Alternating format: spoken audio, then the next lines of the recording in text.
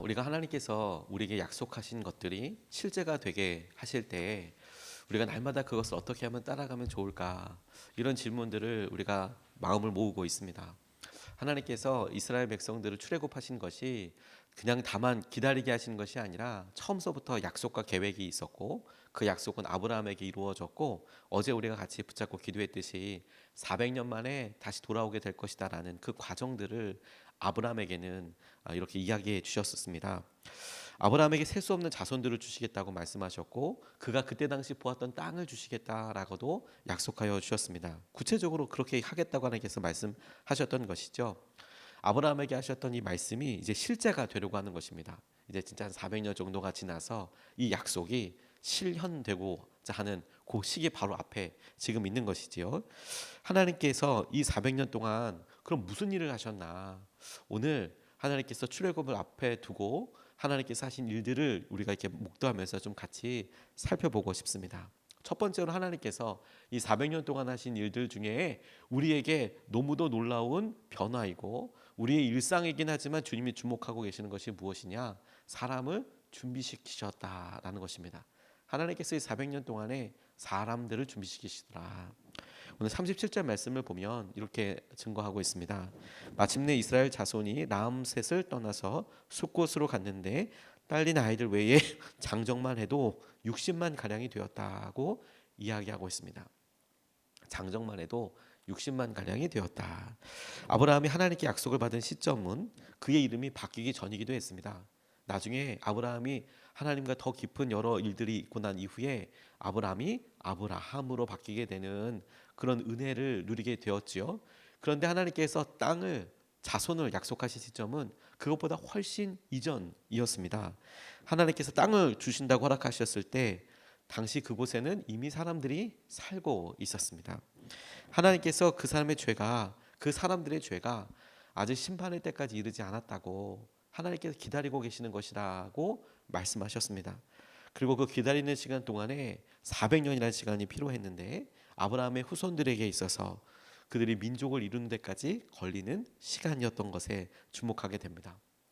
이스라엘의 입장에서는 하나님께서 말씀하신 것을 기다리는 시간, 기억하는 사람은 그렇게 기억하고 있었지만 그들에게는 종살이가 길어지는 시간이었어요.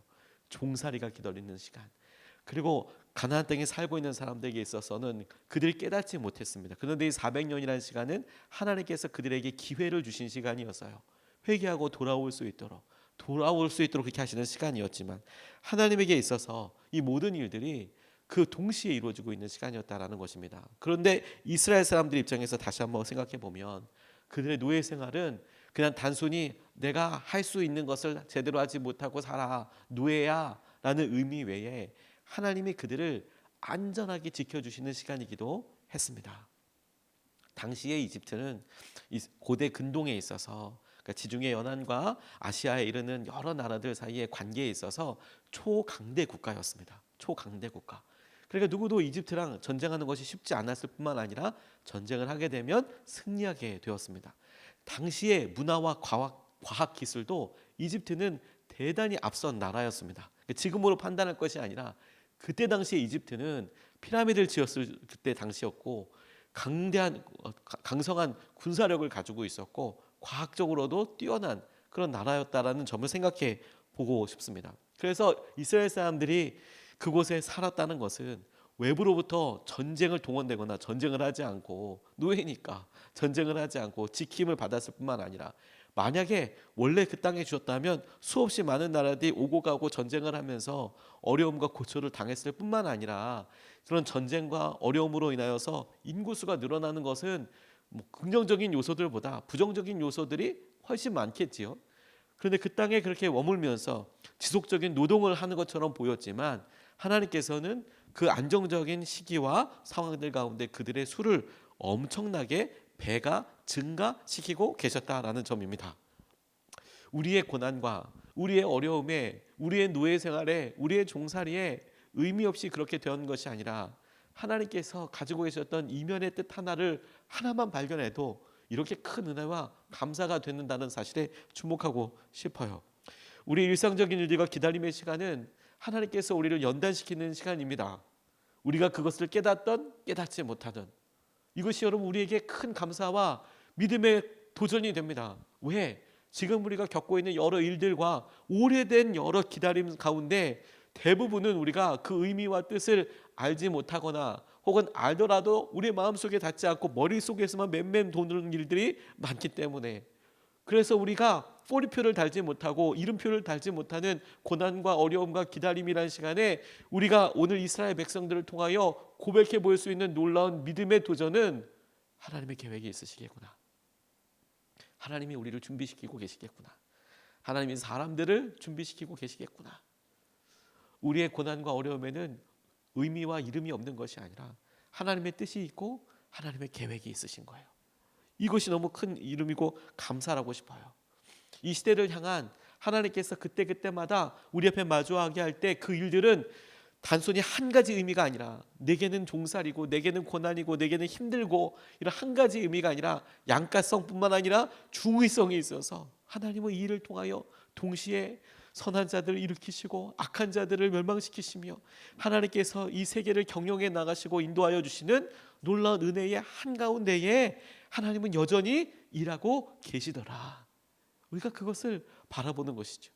그래서 지금 출애굽을 앞에 두고 있는 이스라엘 사람들에게 하나님께서 이렇게 말씀하시는 것처럼 오늘의 우리의 종살이 같은 삶과 노예 생활에 좌절하지 않고 내일에 하나님께서 이루실 약속과 우리가 혹시라도 잊고 있었던 아브라함에게 약속하셨던 약속처럼 잊고 있었던 것이 있다면 그 말씀을 붙잡고 우리의 삶을 다시 도전하여서 다시 무장하여서 주님 앞에 나가는 것이 오늘 하나님께서 우리에게 주시는 최고의 최선의 삶을 위한 최고의 선택이 되게 하신다고 싶어요. 주님의 뜻을 우리가 기대하고 의지하면 좋겠습니다. 두 번째로 주목하고 질문해 보고 싶은 것은 잃어버린 30년과 관련된 것입니다. 왜 잃어버린 30년이라 이야기했느냐? 오늘 본문 말씀을 통해서 확인되게 되겠지만 이 잃어버린 30년에 대해서 이야기하면서 주님께서 나온 이스라엘 사람들을 하나님의 군대라고 지칭하고 있는 점이 오늘 우리에게 주님께서 주신 약속이라고 싶습니다.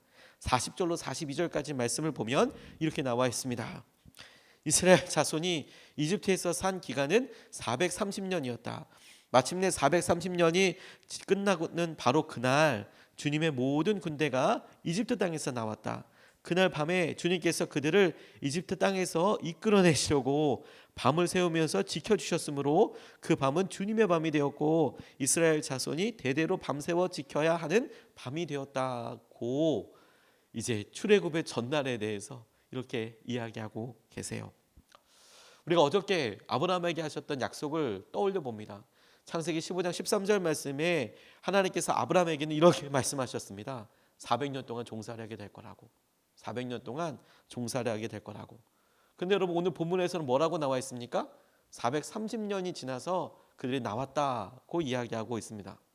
하나님께서 아브라함에게 말씀하셨던 400년과 오늘 그것이 실현되고 실제되는 시간의 430년은 약간의 질문을 가지고 있죠. 왜 30년이라는 지체의 시간이 있었을까?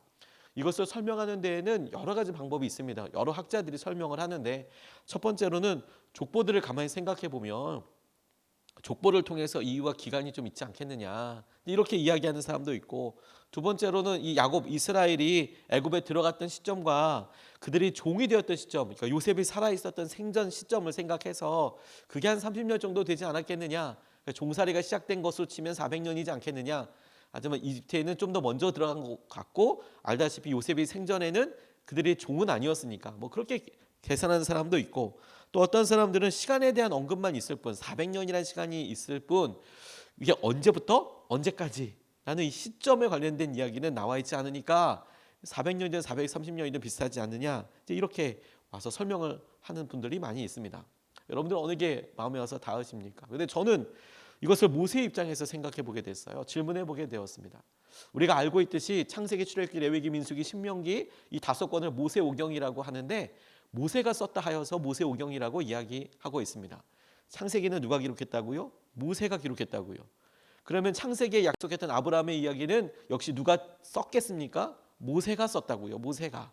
그렇게 생각해 보면 모세는 적어도 분명히 자기가 썼으니까 아브라함에게 하셨던 400년에 대해서 알고 있었을 거예요. 그러죠. 딴 사람도 아닌 저자가 모세는 분명히 알고 있었겠죠. 그리고 출애굽기 지금 누가 쓰고 있습니까? 모세가 쓰고 있습니다.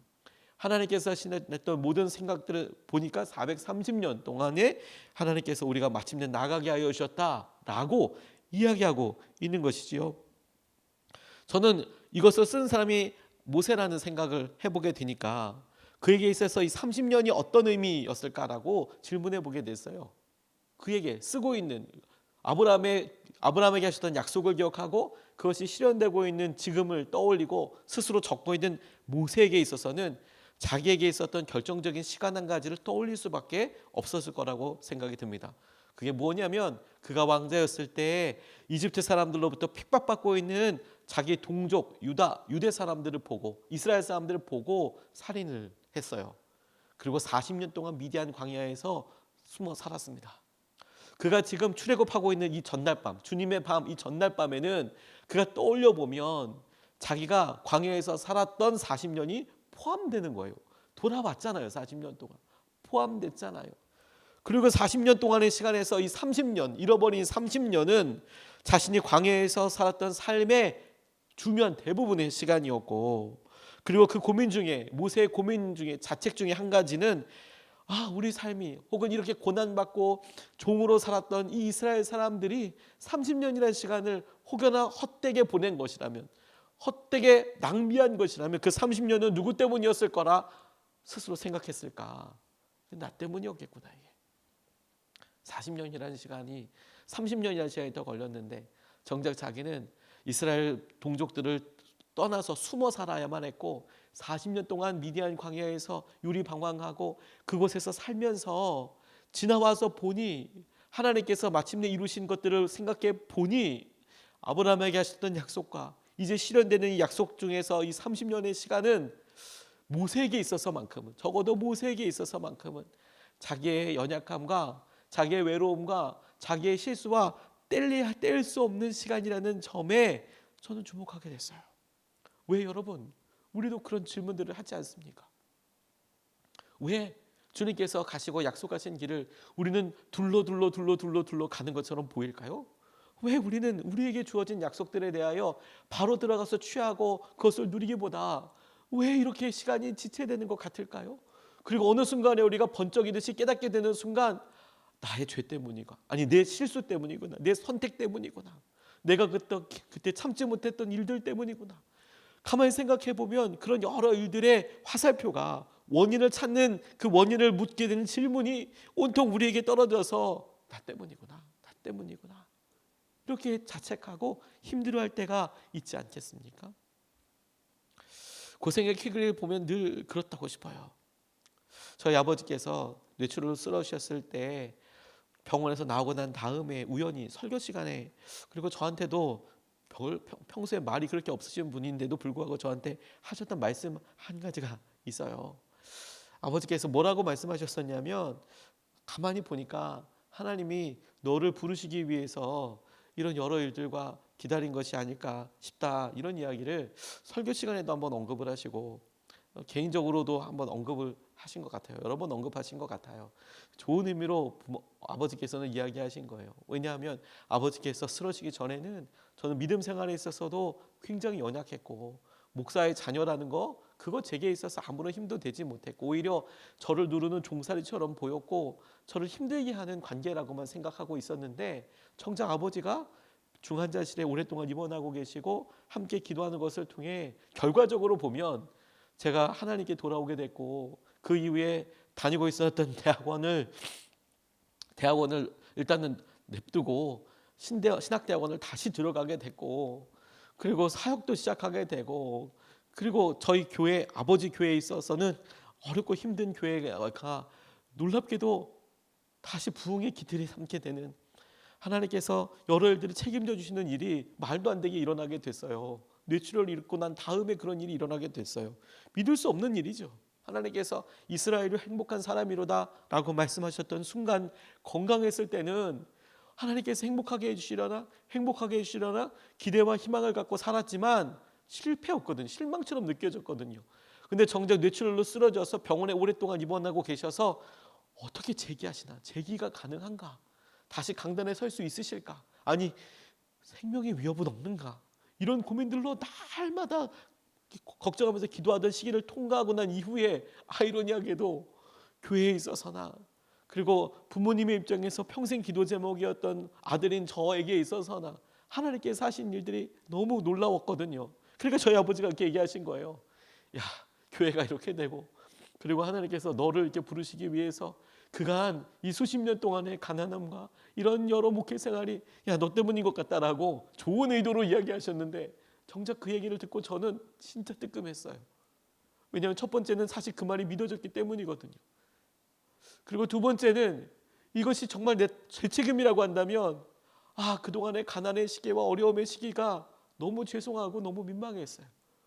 빨리 돌아왔어야 되는데 빨리 돌아와서 내가 이 시기들을 이것이 믿음과 정말 관련된 것이라고 한다면 제가 그 말을 부인할 수 없고 그래 하나님께서 나와 저와 우리 가정과 그리고 당시에 우리 아버지 교회에 하셨던 여러 일들 아버지에게 하셨던 일을 보면 진짜 그런 것 같기도 한데 정작 그걸 그렇다고 생각해 보니 참 인정하기엔 너무 마음이 아팠어요. 하지만 여러분 하나님은 당신의 사람으로 저를 부르신 것 아니겠습니까? 그래서 그런 아픔과 그런 삶에 대해서 무게감을 가지면서도 그래서 하나님께서 이루신 일에 주목하게 되는 겁니다.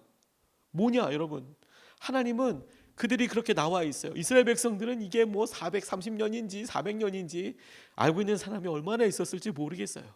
그리고 왜 30년 동안 이런 시간이 기다렸는지 이스라엘 백성들에게서는 400년이나 430년이다 이렇게 생각했을 수도 있고 이스라엘 백성들의 입장에서는 그 시간 30년을 별로 인식하지 못할 수도 있었을 것 같아요. 그런데 하나님께서 보시기에는 전혀 다른 관점으로 보고 계신다라는 거예요. 무엇이 다르냐? 하나님은 우리를 이스라엘 백성들을 당신의 군대라고 부르고 계시는 거예요. 오합지졸이 아니라 당신의 노예라고 부르고 계신 게 아니에요. 이집트에서 이스라엘 사람들은 지금 오늘이 이 주님의 밤, 이 권능의 밤, 이 전까지 애굽의 바로가 이집트의 바로가 나가라고 하기 전까지 여전히 지금 이 순간에도 이 당시에 이 말씀이 이루어지는 시점에도 종이었어요. 노예였어요. 싸움을 해봤겠습니까? 그들을 지켜주고 보호하는 이집트가 대신 싸움하고 전쟁하고 그런 거 아니에요? 전쟁하지도 않았어요. 그런데 그 오합지졸이고 어제까지 그렇게 농사짓고 어제까지 종살이였던 사람을 오늘 하나님께서 부르시는 것이 뭐냐면 당신의 군대라고 말씀하시는 거예요. 당신의 계획대로 움직이고 당신의 명령대로 순종하며 당신의 뜻대로 전쟁하여서 마침내 하나님의 승리를 가져오게 될 하나님의 군대더라. 이게 하나님의 말씀인 거죠. 이게 하나님의 믿음의 선포라고 싶어요. 그들에게 내적으로 바뀐 건 아무것도 없고요. 외적으로 바뀐 신분도 아무것도 없어요. 하나님은 그들을 당신의 군대라고 봐주셨어요. 우리가 우리의 연약함과 삶으로 실수로 인하여서 돌아온 것 같아요. 그래서 내가 날 자책하게도 돼요. 하지만 하나님은 그런 우리를 보고 탓하시지 않고 모세야 너 왜 그랬냐? 라고 묻지 않으시고 하나님은 그들을 군대로 준비시켰다고 오히려 강력한 당신의 의지와 계획을 우리에게 선포하고 계십니다. 오늘 우리가 현실이 되는 약속이 실제가 되는 최선의 삶을 위하여 우리가 붙잡아야 될 최고의 믿음의 선택은 하나님의 이 믿음과 선포를 아멘 주님. 우리는 노예가 아니고 종이 아니고 하나님의 군대입니다.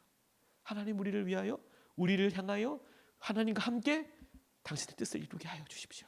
그것이 우리의 믿음의 중심이고 고백이 될 수 있으면 좋겠습니다. 오늘 두 가지 말씀을 같이 나눴습니다. 첫 번째, 우리의 고난과 기다림은 사람을 준비시키시는 거더라. 사람들 뒤에 숨지 마시고 여러분들을 준비시키는 시간이십니다. 여러분들에게 있는 관계들을 다루시는 시간입니다. 하나님의 뜻대로 준비되도록 기도하면 좋겠습니다. 두 번째, 잃어버린 30년 이거 어떻게 할 건가? 하나님께서 하나님의 군대를 준비시키는 시간이십니다. 이것을 붙잡고 두 번 나눠서 같이 기도하겠습니다.